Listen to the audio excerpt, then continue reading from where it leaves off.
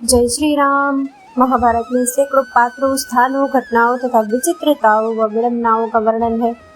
ये ग्रंथ अपने आदर्श स्त्री पुरुषों के चरित्रों से हमारे देश के जनजीवन को यह प्रभावित करता रहा है। तो आओ जानते हैं महाभारत की उन महिलाओं के बारे में जो थी सबसे शक्तिशाली। पहली है सत्यवती। गंगा के बाद राजा शांतनु की दूसरी पत्नी सत्यवती थी।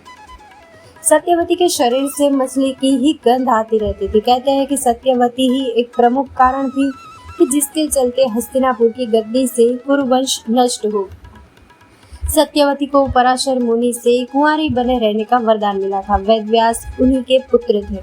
सत्यवती की संपूर्ण राज्य पर पकड़ थी और भीष्म पितामह भी उन्हीं के आदेश का पालन करते थे। दूसरे है गांधारी। गांधारी की आंखों में अद्भुत शक्ति थी। गांधारी ने ही अपनी शक्ति के बल पर दुर्योधन के अंग को वज्र के समान बना दिया था।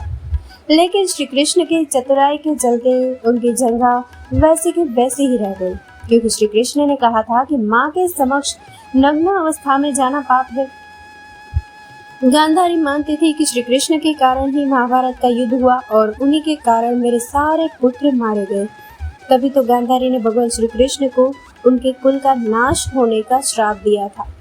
सत्यवती के बाद हस्तिनापुर में गांधारी की ही चलती थी। तीसरे है कुंती।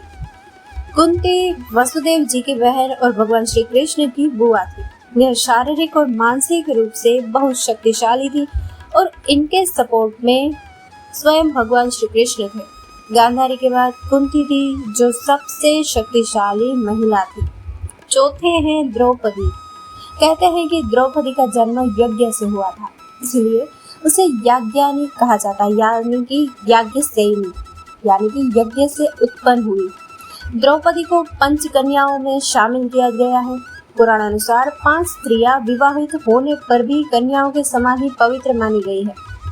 अहिल्या, द्रौपदी, कुंती, तारा और मंदोदरी यह दिव्य कन्या थी। पांडवों से विवाह होने के बाद यह हस्तिनापुर की राजनीति के केंद्र में आकर शक्तिशाली महिला बन बैठी थी। श्री कृष्ण की भक्ति के चलते यह और भी ज्यादा ताकतवर हो गई थी। सभी महिलाओं में द्रौपदी को सबसे शक्तिशाली माना जाता है, क्योंकि वह हर समय हस्तिनापुर की राजनीति में सीधे सीधे शामिल। 8वें है सुभद्रा।